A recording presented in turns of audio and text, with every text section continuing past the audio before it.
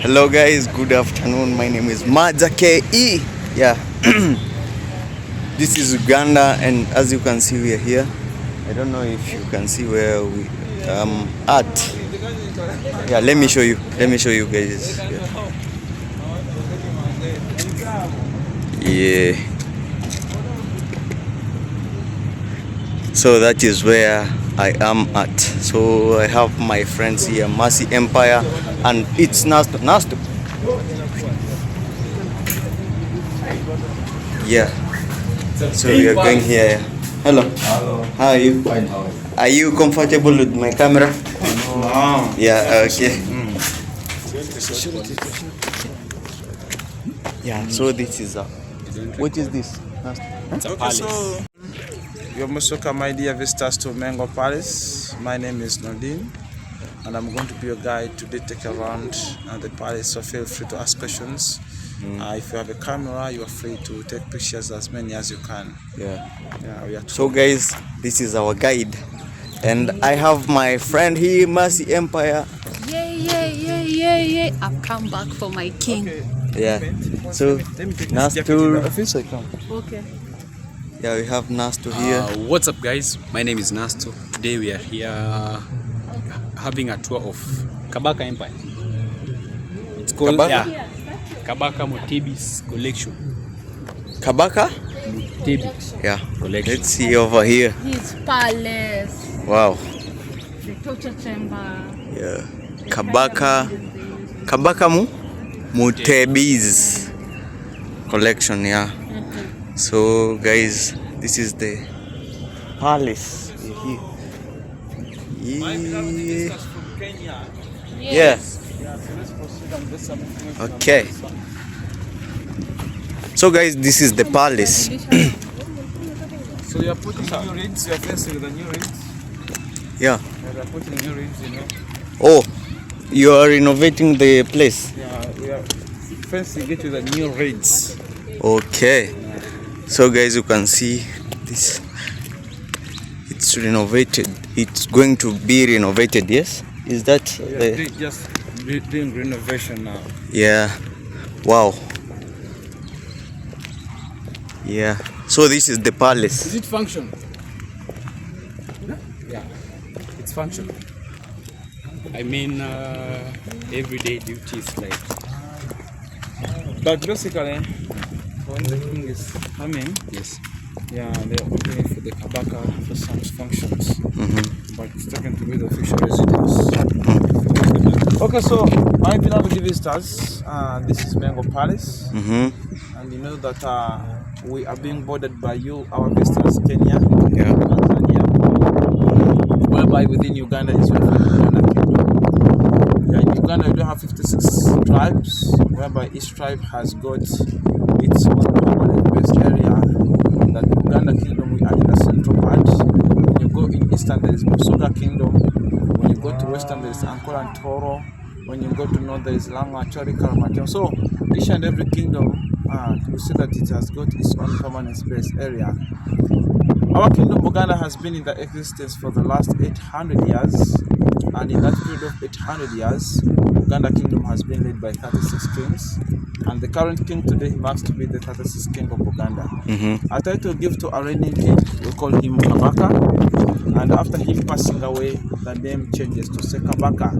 So Sekabaka goes for the light king. In our kingdom, Uganda, a title give to a reigning king, we call him Kabaka. But after him passing on, the name changes to Sekabaka. And we see that in Uganda, you do follow succession. That is father to son, father to son, father to son. Meaning that after the death of the king, he's being succeeded by his son. People from this kingdom, we are Baganda. A language you speak is Luganda. One person is a Muganda, and many are called Baganda, and in a country it's called Uganda. So Uganda without B, it becomes Uganda.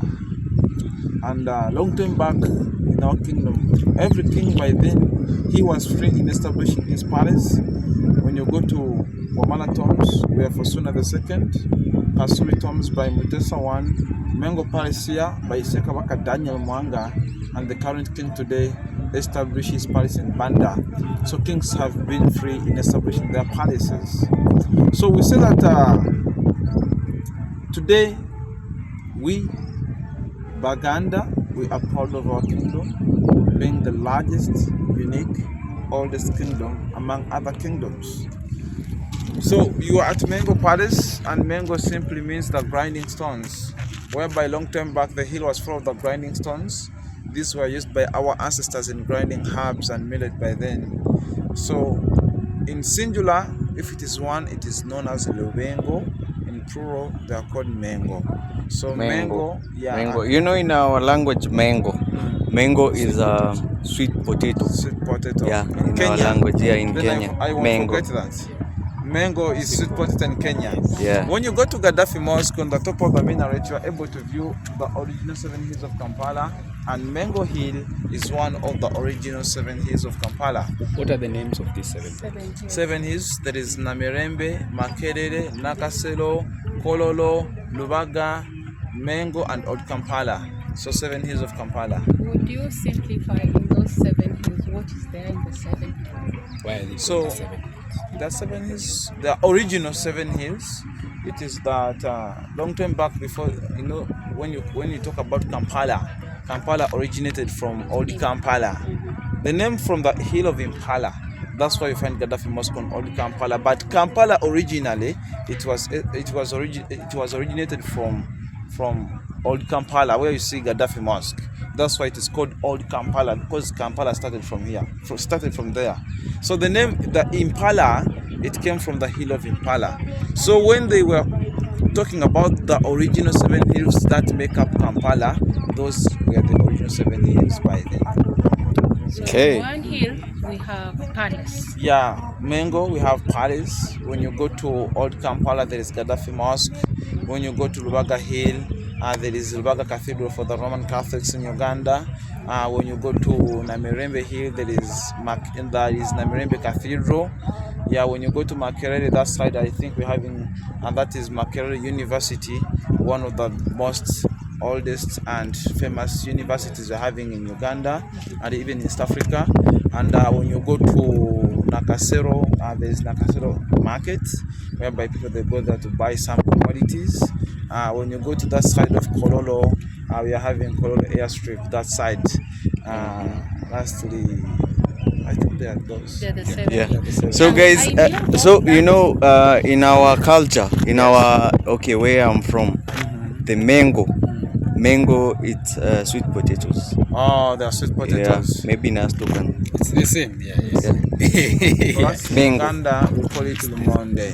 Lumonde. Yeah, Lumonde. Wow. Okay, so Mengo Palace, it was established in 1885 by Kabaka Daniel Mwanga. So Kabaka Daniel Mwanga, the son of Kabaka Mutesa I. We remember that himself, he ascended to the throne. That was in 1884.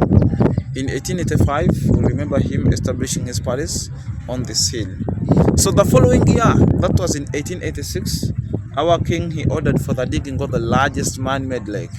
And that lake, it is just outside down the palace, in between Ring Road and Nabunya Road, whereby our king Mwanga, Kabaka Daniel Mwanga, he ordered for the digging of the lake to be an escape corridor in case of any invasion. He also wanted to connect it to Lake Nalubale, the current name known as Lake Victoria. Oh, which by then the Lake Baganda field, Lake Victoria. Lake Lake Nalubale, but Nalubale. today it's known as Lake Victoria. Okay. By then we remember that, so today, the king even wanted to connect it to that lake, such that in case of an invasion, he can be able to escape to the island. Yeah. But Okay. is So it true? so guys, let me take you around the Is it true that yeah. Well, That is propaganda. By then the king was before, Idi Amin was just recent. Mwanga was even before, Idi Amin is in 90s. Yeah. 1880s. Yeah, the other one is 80s. so it's Idi Amin using No one got dead bodies in the Kabaka's lake. They could use other water bodies, but not that one. Okay, so we see that in 1890, the British under Ibeco, that was the Imperial British East African Company, they sent Captain Fred de Blogard in Uganda to prepare Uganda be a British protectorate. And later Uganda became a British protectorate. That was in 1894. By then, these British were trying to expand their role more over other parts of the country, so they could give orders in their way of ruling, and our king himself was also giving orders.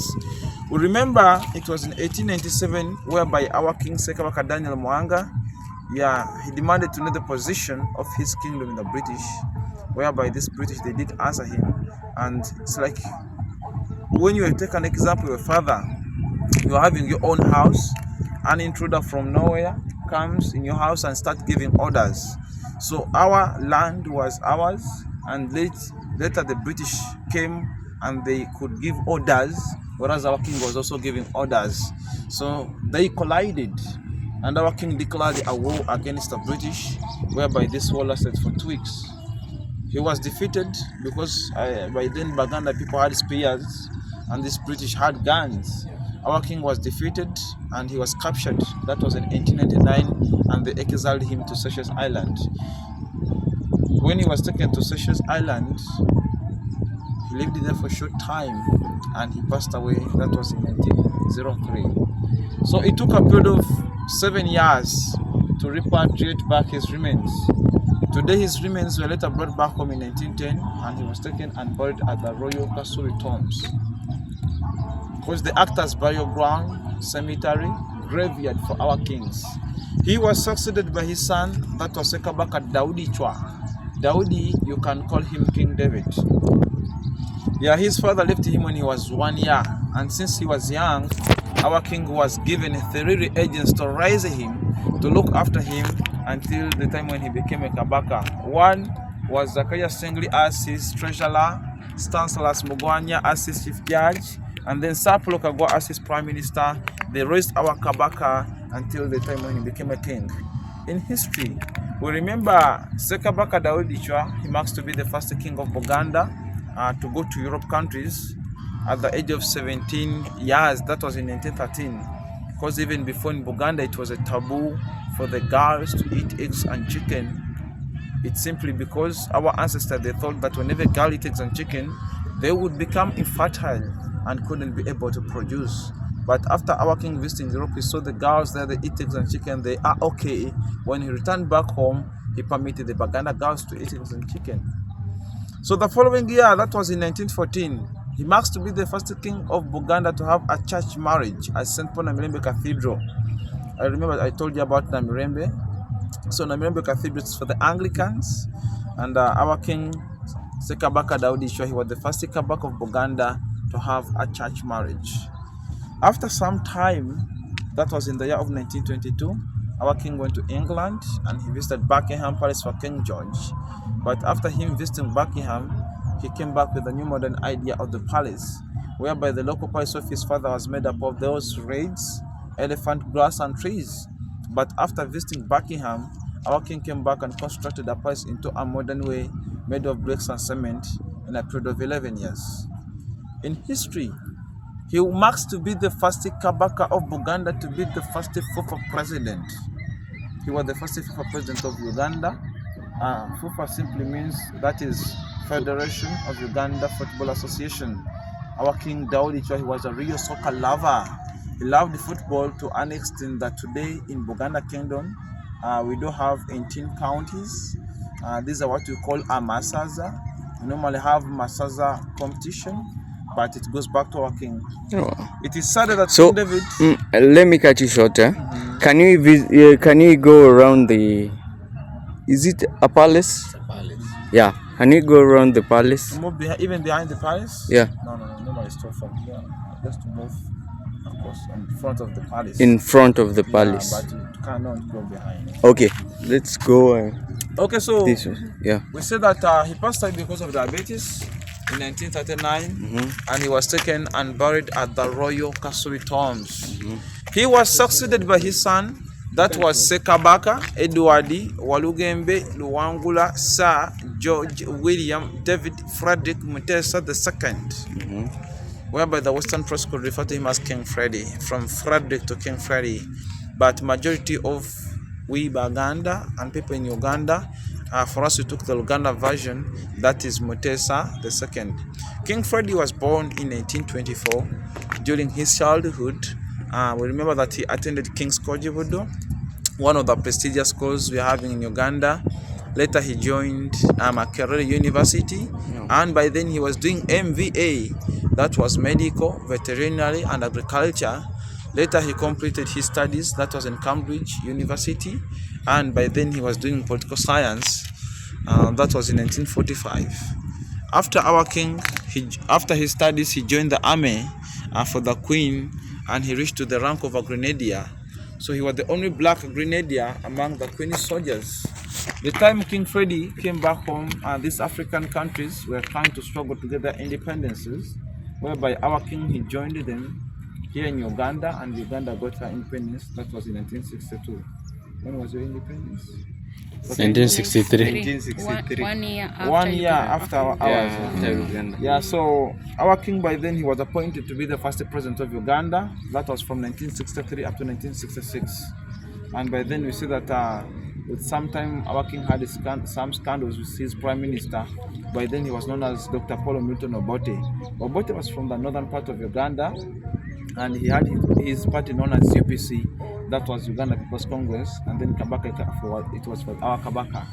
So we see that Obote himself, as his prime minister, he had the desires for becoming a president. So what Obote did, Obote sent Idi Amin in 1966 to attack the palace. The royal guards were killed, some people from the royal family, and King Freddy was inside there. But since our king was a soldier, he was a grenadier, he was a mercenary, he defended himself against the soldiers of Idi Amin. He was helped by his two close men, that was Captain Joshua Katende and Captain John Malo. They helped King Freddy from escaping from Mengo Palace, and later he jumped a fence and later went to Lubaga Cathedral. There is a 2-tower building you can see on the church. There's a church up onto the hill. King Freddy hid there for one night and later fled to London, where he was later poisoned in 1969, and he passed away at the age of 45 years. So those are the three kings of Uganda that stayed here. Kabaka Daniel Manga, the establishment of Paris in 1885. King Daudi Chwa, who went to England and visited Buckingham Palace for King George, and later King Freddy, who was the first president of Uganda from 1963 up to 1966. Okay. So can when you go through this part? It's alright. it's not allowed to go in. Can you enter the You palace? don't. That's what they are asking. So we don't enter for the Kabaka, because anytime the king might come, so it is the Kabaka, the king. Gigantic split drums, locally known as the Ngalabi, whereby our king only goes straight from the palace onto the parliament. While in Uganda we said that our king is ever straight in all what he's doing. He never go astray. So other officials, And the roundabout, I was told it doesn't. they open those. This is a roundabout. Yeah, and even the other one, they open it for the Kabaka. So for his convoy, they just turn around the roundabout. Okay. This the idea was brought by King Freddy on his way back from Scotland, in Edinburgh. There is a royal mile in Edinburgh, in Scotland. So our king loved the design, and later he came back and ordered for setting up a royal mile resembling the royal mile in Edinburgh. This royal mile has got the sculptures. We are having 56 clans, whereby each clan has got a clan head, specific names for both boys and girls. And you see that our sculptures, our clans are presented by plants, animal, insect, fish species, birds, like insects like grasshopper, animals like buffalo, elephant, fish like lungfish, plants like mushroom. So in Uganda, people from the same clan, they are taken to be brother and sister. Like me, I'm from elephant clan, meaning that I can't marry a lady from elephant because we are brothers and sister. Oh, okay. And Okay. in Uganda, It's like the clans in our village, yes. Like we have clans, the Abaturi, you can't marry from Paturi. Yeah. And it is a taboo for you to eat your clan. Say if you're from Grasshopper clan. To eat? Like, what do Never you to mean eat about? grasshoppers. Oh, okay. Never, if you're from mushroom, never to eat mushrooms, because that's your clan. It's like a respect, you give a respect and highness. According to the name of your So you don't. So meaning that And- me, I can't eat elephants. And is that a gun? Yeah, that's where Maybe. we're going. Let me show you. Is that a gun? So this road was not. Okay, so I will remember King Fred. I told you that he was the first president of Uganda. Yeah. That was from 1963 up to 1966. Yes. He was betrayed by his prime minister, known as Dr. Paul Milton Obote. Obote, he was the third president of Uganda from 1966 up to 1971, and then from 1971 up to 1979, he was Idi Amin. How did Idi Amin become a president? Obote had gone for a Commonwealth meeting in Singapore, and when Idi Amin heard that Obote was looking for him to jail him for embezzling the army's funds, Idi Amin declared himself a president. That was from 1971 up to 1979, and this was the Idi Amin's canony, whereby it was a gift from Gaddafi to Idi Amin. Oh, the gift from Gaddafi to Idi Amin. Yeah, they gifted him. That was in 1978, because he was expecting a war from a Tanzanian president, but then he was known as Julius Nyerere. It was after Idi Amin trying to capture the Kagera region of Tanzania to add it to Uganda by force. Later, Kampala was captured, and Idi Amin had to run away. Idi Amin first fled to Libya in 1980, later shifted to Iraq, and finally settled in Saudi Arabia, where he died in 2003 at the age of 78 years old, and he was buried in the cemetery of Rush in Jeddah. So the remains of Idi Amin, they are not in Uganda, they are in Saudi Arabia.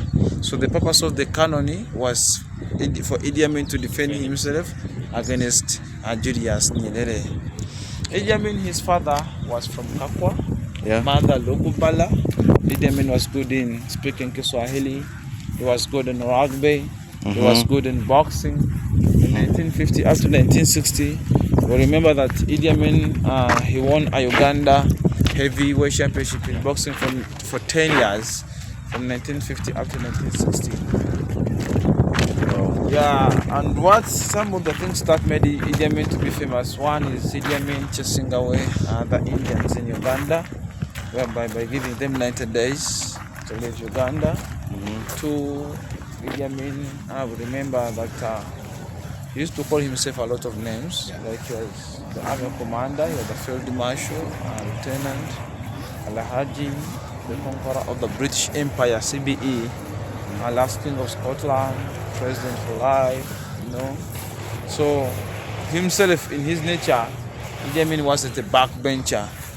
Yeah, to every war, Idi Amin would be on the front line to confirm that everything has gone well.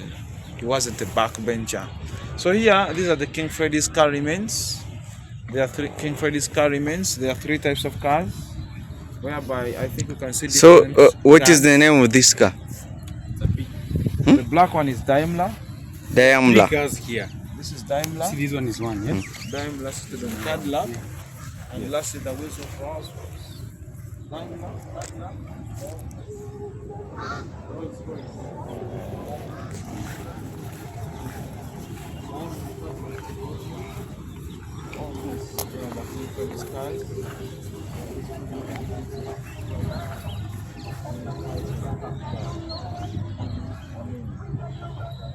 So we see that Obote did all that stuff because he thought he wanted to frustrate him for his legacy.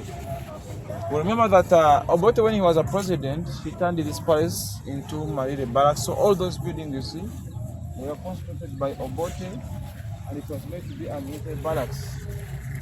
So today, who are those people living there? We say that we are having a special security force for the Kabaka, known as KPU, that is Kabaka Protection Unity. So they are the ones staying in those buildings you see down there. Yeah, with their families, wives and children, and they don't parent. So KPU, it is Kabaka Protection Unity. Let us look to the protection line. So we fast forward. That was constructed by the Israelis in the early 1970s, but later turned into a torture chamber where thousands of Ugandans lost their lives. That place we're gonna sit down, it was constructed as a place of armory, as a store for gunpowder by Idi Amin. Idi Amin, he used it at Israel because he thought that this was the best engineers in construction. I think you can witness and see the war from 1970s up to now.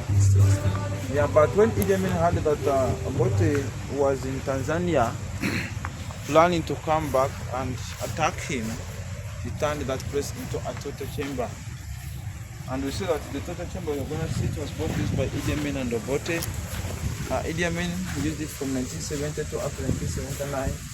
And then Obote, that was from 1980 up to 1985. So Obote came back again after the overthrow of Idi Amin. By then they could order the soldiers to capture people from Kampala, they could tie them, they could fold them, they could blind them, they could put these people in the caboose and drove them around Kampala for several hours to confuse them, and later bringing them down there, these people, they had already lost hope. Whereby soldiers could stand on the top of the chamber, and whoever tried to escape away, they could just shoot them and they die there and then. These people marched, they targeted men, not women and children. You said they were blindfolded, taken round and round so many rounds in Kampala, and then they brought here. What was the reason? So that they get confused. They think they have gone They're very far from Kampala. There's a left. Yeah, so we say that soldiers could be on the top of the chamber, and whoever tried to escape, they used to shoot them, and they died there and then. So much of these people, they targeted men, not women and children, and we say that the main entrance of this torture chamber, it had a metallic door, as you can see here.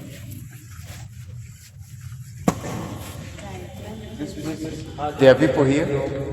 And this was an electric wire. The switch was there, and this black line down here. Do you know the reason for this?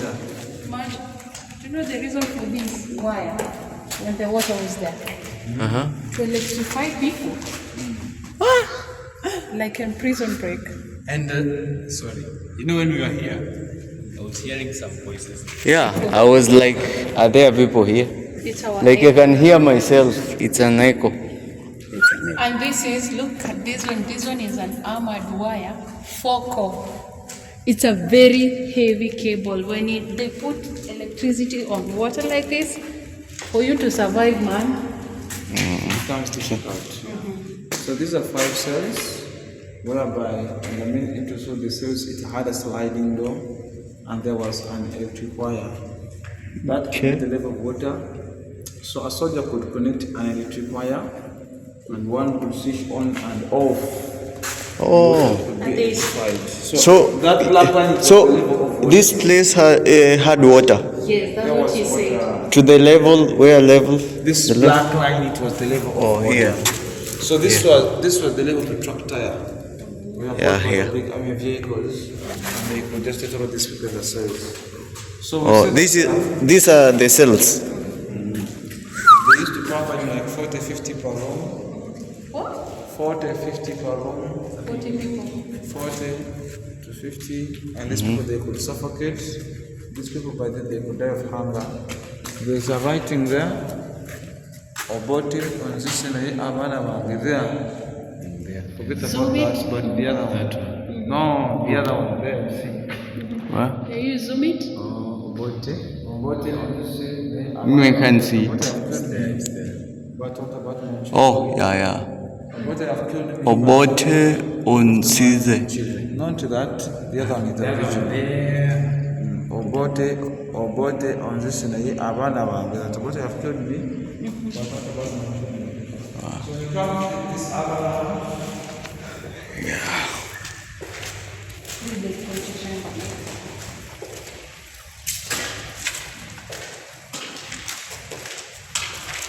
So there is a writing here. I never forget husband was told people of Obote.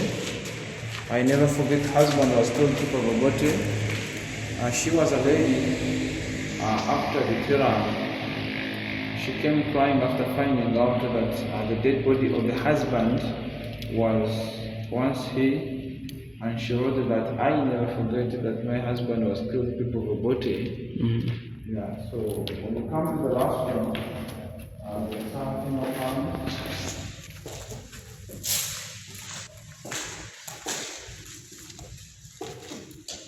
the last one, there's something upon the one. Listen to something upon onto the order for those innocent Ugandans who already invested their lives within this place. Yeah. Okay, guys, let me show you. Put the light on. Those hands hizo hapo. Angalia na macho changanya sehemu. Kwa juu. No. Oh, yeah. So this is called torture chambers in Uganda. Idi Amin torture chambers in Uganda. It was used by Idi Amin and Obote. Idi Amin and Obote. Idi Amin from 1971 to 79, and then Obote from 1980 up to 1985. And you see that after killing these people, and they used to dump their dead bodies in the water bodies like rights. At times they could even dig a big hole, and they do bury these dead bodies to get a massive grave. So, okay, let me ask this. The chamber was used for the famous people or People who could oppose the government.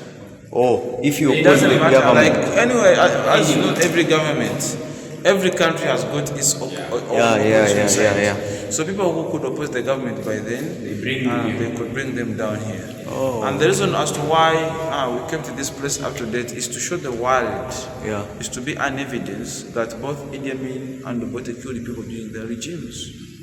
Okay. So today we do receive here a number of visitors to come and witness on what Idi Amin and Obote used to do by then. That's why both are characterized to be one of the most grievous dictators I've ever had in African history. Okay, so you don't regret showing people where maybe To regret is for For remembrance. for remembrance. Yeah, not you. I mean the people around. Yeah, Oh, because like you mean you're Doesn't trying to bring mean like the- to put a day, Doesn't- a special day for people who passed away down here. No, doesn't. This building, I believe it brings memories memories. Yeah. to the families that were affected. That's why also it's time receive visitors. Yeah. Like some Baganda, some people who lost their families within the They year. come. So that's why we also take this to be a sad part of the palace. Yeah. Yeah. On what used to happen. And who writes this? People who come here. Good, after the whole process. After that, you After this, we get to this. So today the fabric is being exported to Germany, and they use it in making the city covers in Mercedes-Benz, even Adidas shoes, whereby today UNESCO declared the fabric a masterpiece. Long time back, we remember that our kings, they used to put on, our ancestors, they could put on animal skins and banana fibers, but when this fabric was discovered, it was used as our clothing. Today, after the death of kings, their bodies are being wrapped in a bark cloth, whereby it embalms, it mummifies the body, and it is believed that when you burn this, it repels mosquitoes all over bark cloth. So, on our side of tourism, for us, we do make some paintings. You can see, and those are made by us here, and I'm one of the artists on the bark cloth. So, those paintings, we normally sell them to our visitors at negotiable prices, whereby we don't normally frame them, but most visitors are travelers. These are going back home. We just roll it when you reach back home, you earn on the back, it goes back to the normal shape. So each painting, there is a story behind, and you see that we do use powder color. We mix up with glue, and it stinks on it. So feel free. Anything you feel you like. Our prices are negotiable. But roughly how much? Pause. Well, so guys, so that was the tour of Idi Amin's. Welcome to Idi Amin's armory that was constructed by the Israelites in the early 1970s, but later turned to a torture chamber where thousands of Ugandans lost their lives. So, first of all, this place was constructed to be like where you can store guns and everything. So later it was changed to torture chamber. Yes. Yeah. So guys, this was a torture chamber in Uganda for Idi Amin and the other guy Obote. Yes. Yeah, Obote. So Nasto, what do you think about this place? It's a palace, by the way. So there's a palace up there. Yeah. And now here was the torture chamber. So it was a good tour. At least we've learned something about Uganda. So this is series number 6. Series number 6 here in Uganda. Yes. So we've come to this place. So kindly guys, subscribe to Maja's channel and Mercy Empire and Nasto also. Yeah. So see you in our next video. Yes. Yeah. Bye for now.